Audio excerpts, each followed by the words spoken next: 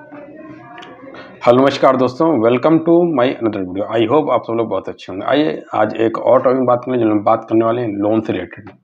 बहुत से लोगों के क्वेश्चन होते हैं और बहुत से लोग पूछते हैं क्या हो सकता है, कैसे लोन डिफ़ॉल्ट होने पे इस समस्या से कैसे बाहर निकल सकते हैं। तो हम लोग बात इसी टॉपिक करने वाले हैं।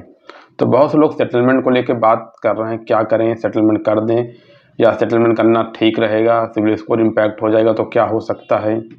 इसी चीज़ को लेकर लोग बहुत कंफ्यूज रहते हैं।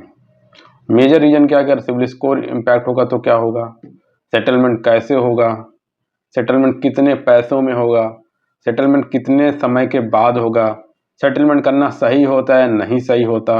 ये सारी चीज़ों के ऊपर लोग सवाल जवाब बहुत सारे करते हैं और हर लोगों के पास अलग अलग इन्फॉर्मेशन है। तो जिसके पास जितनी इन्फॉर्मेशन उनके नियर बाई जो व्यक्ति जो बता सकता है, सोशल मीडिया की मदद से हो सकता है या किसी और के माध्यम से ये बात लोग तक पहुंचती है, लेकिन बहुत कम लोग तक राइट इन्फॉर्मेशन पहुंच पाती है, क्योंकि इस टॉपिक ऐसा है यहाँ पे लोग बात करना कम पसंद करते हैं या लोग गलत समझते हैं। बट कई बार लोगों के लोन होते हैं, वो किसी रीजन से लोन लिया हो, किसी बिजनेस पर्पज से लिया हो, किसी काम के उद्देश्य से लिया हो और वो लोन उनका पेमेंट नहीं कर पाए या फैमिली में कोई चैलेंज आए, वो रिपे नहीं कर पाए, वो लोन अब डिफ़ॉल्ट हो गया। अगर लोन डिफ़ॉल्ट हो गया तो वो क्या कर सकते हैं कि अब जब लोन डिफ़ॉल्ट हो जाता है, लोग नहीं पे कर पाते, तो रिकवरी वाले कॉल करके ईएमआई के लिए बात करते हैं। हाँ जी, आपको ईएमआई पे करना है, आप अपना ईएमआई जमा कर दो। बट आर्थिक स्थिति ठीक नहीं है जिसकी, तो ईएमआई कैसे जमा करें, क्या कर सकते हैं, तो कुछ कर भी तो नहीं सकते। तो इस कंडीशन पे बैंक अलग अलग तरीके से इस समस्या से कस्टमर को बाहर निकलने के लिए सुझाव देते हैं। या कई बार अगर आप एक ईएमआई 1-2 महीने लेट कर लो, 3 महीने लेट कर लो, तो उस पर आपको late payment charge, bouncing charge लगा के 2 महीने 3 महीने बाद जब पैसा हो आप तब पे कर दीजिए और वो आपका दोबारा से लोन चालू हो जाएगा। 3 महीने की ईएमआई लगातार आप पे कर दीजिए, 2 महीने तक आप। बट हालांकि इस दौरान जब आप ईएमआई पे नहीं करते, रिकवरी वाले कॉल करते हैं, परेशान करते हैं, बट वो एक उनका प्रोसेस है।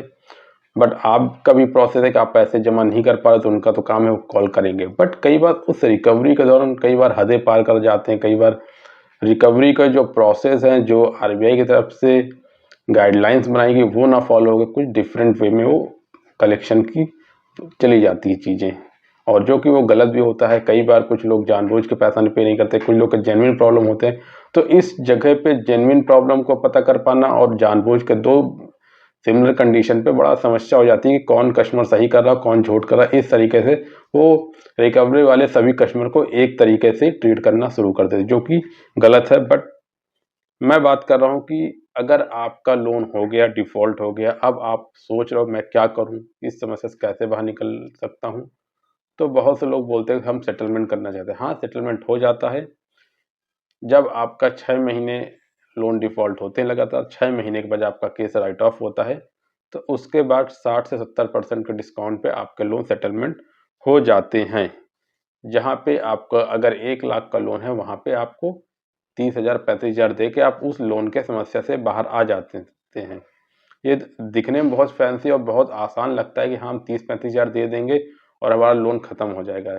ये एक हो गया कर्ज से बाहर निकलने के लिए शॉर्ट तरीके से, फटाफट आप बाहर निकल जाओ। बट एक चीज़ को खास तौर से ध्यान रखना है कि जब आप लोन सेटलमेंट करते हैं, इससे क्या नुकसान होते हैं। लोन सेटलमेंट जब आप करते हैं, इससे आपका सिबिल स्कोर इम्पैक्ट होता है, जो सबसे मेजर चीज़ होती है, जिसको बहुत गहराई से ध्यान देने की आवश्यकता होती है। जब तक बहुत ज़्यादा आवश्यकता ना हो, कोई रास्ता नहीं दिख रहा हो, कोई उम्मीद ना दिख रही हो, तब तक आप सेटलमेंट का रास्ता कभी भी मत अपनाइए। क्यों? इसके मैं कुछ बेसिक चीज़ बताऊँगा। अगर आपका सिबिल स्कोर इम्पैक्ट होता है, तो आपको दोबारा लोन मिलने में आसानी से लोन नहीं मिलती, या ऐसा मान लो कि लोन मिलता ही नहीं है। अगर आप कभी किसी बैंक या कहीं कहीं पे जॉब के लिए अप्लाई करते हो, तो कई बार वहाँ सिबिल स्कोर चेक किया जाता है। तो इस चीज़ को भी ध्यान रखना है। कभी आपको इमरजेंसी में कुछ पैसे रिक्वायरमेंट पड़े, अगर आपका सिबिल स्कोर अच्छा है, आपका सिबिल स्कोर 820 830 चल रहा है, तो आप सारे पेमेंट को ऑन टाइम पे करो। और कभी आपको इमरजेंसी में रिक्वायरमेंट लोन की पड़ जाए, या आपके बैंक के ऐप में आपको पड़ा है 5 लाख रुपए का प्री अप्रूव लोन पड़ा, आपको रिक्वायरमेंट पड़ी, आप तुरंत क्लिक किया, पैसे ले लिया, तो एक ये भी रास्ते होते हैं।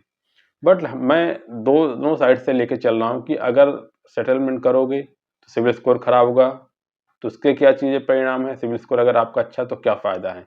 बट इन दोनों के बीच में डिसीजन भी लेने कई बार ज़रूरी होते हैं कि जिन लोगों के पास 3 लाख, 5 लाख, 10 लाख का लोन है और वो कहीं छोटी-सी नौकरी या छोटा-सा अपना काम कर पैसे नहीं दे पा रहे हैं, परेशान हैं, तो उस दौरान कई बार बैंक को सेटलमेंट का रास्ता अपना लेना ही अच्छा होता है, क्योंकि जब कोई साधन ही नहीं बचता इस समस्या से बाहर निकलने के लिए। तो आप इस चीज़ को भी ध्यान रख के चलो।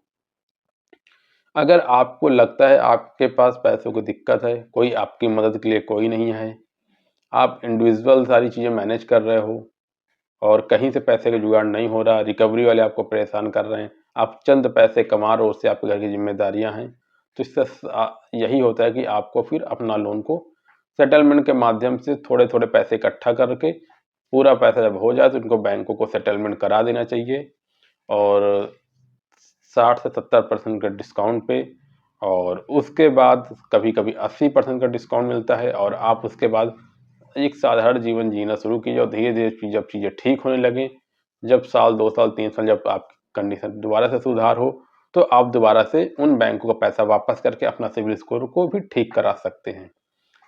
तो सिविल स्कोर खराब होने के बाद ऐसा नहीं सिविल स्कोर ठीक नहीं होगा। सिविल स्कोर आपका खराब हो गया, आपने पैसे नहीं पे कर पाए, आप उसको सेटलमेंट कर दिया और इससे आपका सिविल स्कोर खराब हो गया। अब आपका सिविल स्कोर खराब होगा तो एक आप समस्या से बाहर निकल गए, एक रास्ता ये हो गया। 1 साल, 2 साल, 3 साल, 4 साल बाद जब आप दोबारा से किसी काम में अपना फ़ोकस करोगे, आपकी आर्थिक स्थिति ठीक होती है, आप पैसे कमाते और धीरे-धीरे करके आप दोबारा से पैसे इकट्ठा करके वो लोन वालों को पूरा पैसा वापस कर देते हो, जहाँ से आपका सेटलमेंट हुआ था। अब वो क्लोज़ हो गया, वहाँ से आपको एनओसी मिल जाती है, जिससे क्या दोबारा सिविल स्कोर इम्प्रूव होना ठीक हो जाता है। तो इससे क्या होगा कि आप लोन की समस्या से निकल गए, बस 2-4 साल आपको लोन नहीं मिला, आप परेशान रहे, फिर आपने पैसे पे भी कर दिए और सिविल स्कोर भी आपका ठीक होना शुरू हो गया। अब आपकी भविष्य में स्थिति ठीक होने के बाद आपका सिविल स्कोर ठीक हुआ, दोबारा से चीज़ों को फिर से शुरुआत कीजिए और उसके बाद आप ऐसे चीज़ों को ध्यान रखिए, कभी भी रिस्क मैनेजमेंट को थोड़ा-सा मैनेज करके चलिए, कभी लोन वगैरह लिए इसको बुलेट प्रूफ प्लानिंग होनी चाहिए कि कैसे इसको पे करना है। और सम टाइम कुछ सिचुएशन ऐसी होती है जहाँ पे लोग पे नहीं कर पाते, तो एक अलग इश्यू है। तो ऐसा नहीं दोस्तों कि अगर आपका लोन डिफ़ॉल्ट हो गया तो आप रास्ते नहीं, इसके बाहर निकलने के लिए रास्ते हैं, चीज़ें हैं, बस थोड़ा-सा समझदारी, सूझबूझ, थोड़ा-सा पेशेंस, थोड़ा-सा चीज़ों को समझने की आवश्यकता होती है और सब चीज़ें आराम से ज़िंदगी में सब ठीक होता है धीरे-धीरे करके। आई होप दोस्तों आपको ये मेरी बात समझ में आई होगी, जो सेटलमेंट के बारे में सोच रहे हैं, तो उन चीज़ों को ध्यान में रखते हुए चीज़ों का डिसीज़न लीजिए, जिससे कि आपको आने वाले समय में आपको बहुत सी मदद हो सके और आप चीज़ों को एक वीडियो के अंदर मैंने आपको हर चीज़ बता दी, जिससे कि आपको मदद मिलेगी इस वीडियो के माध्यम से। दोस्तों आज के लिए इतना ही। वीडियो अच्छी लगी तो आप लाइक कीजिए, सब्सक्राइब कीजिए। आज के लिए थैंक यू सो मच।